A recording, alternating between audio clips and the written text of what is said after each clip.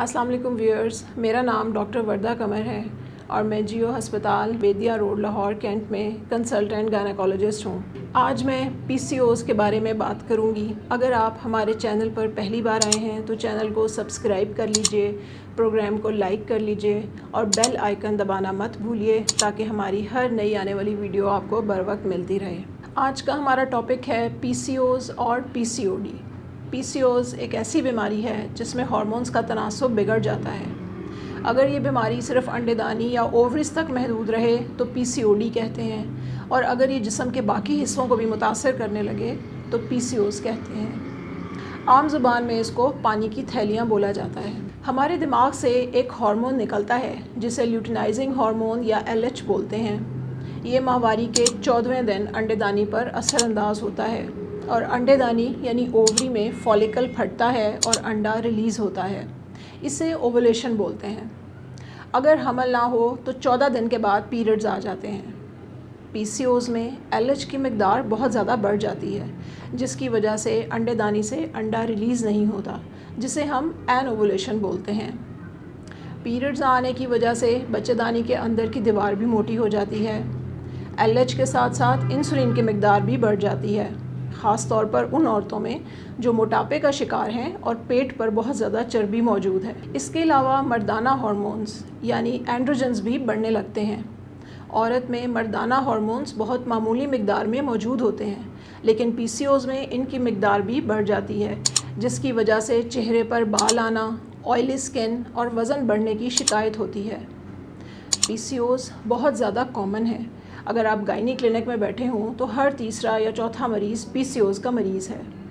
पाकिस्तान में 33% ख़वातीन इस बीमारी से मुतासर होती हैं। इसकी अलामात में माहवारी में बेकायदगी का होना, वज़न का बढ़ना, चेहरे पर बाल आना, ऑयली स्किन या फिर बांझपन शामिल हैं। इसकी तशख़ीस के लिए मरीज़ा की हिस्ट्री में कुछ मखसूस अलामात से मर्ज़ की नौइयत का पता चलता है, जैसा कि मैंने आपको पहले बताई। इसके अलावा खून के कुछ टेस्ट हैं जैसे ल्यूटिनाइजिंग हार्मोन और टेस्टोस्टेरोन। इसके अलावा अल्ट्रासाउंड भी किया जाता है। अल्ट्रासाउंड में ओवरीज का वॉल्यूम बढ़ा हुआ नज़र आता है और छोटे छोटे इमेच्योर फॉलिकल्स बिल्कुल किनारों पर नज़र आते हैं, जिसे हम नेकलेस अपीयरेंस बोलते हैं। इसमें से 3 चीज़ें भी पॉजिटिव हों तो ये पीसीओज़ की मरीज़ा है।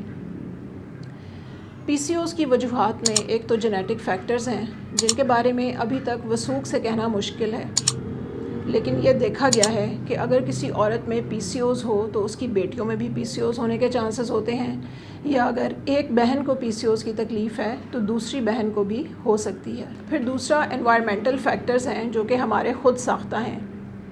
इनमें सबसे अहम हमारी खुराक है।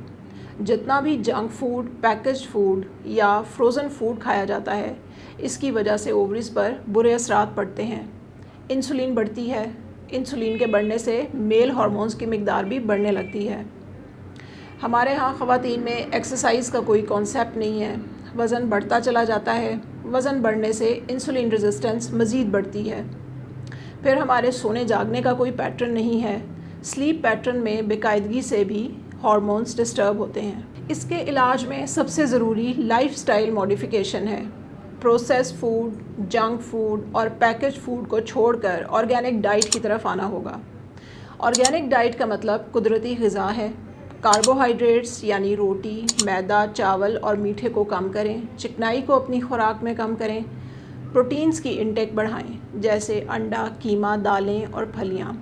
मकसद ये है कि वज़न कम होना चाहिए, यानी आपका बीएमआई 25 से कम होना चाहिए।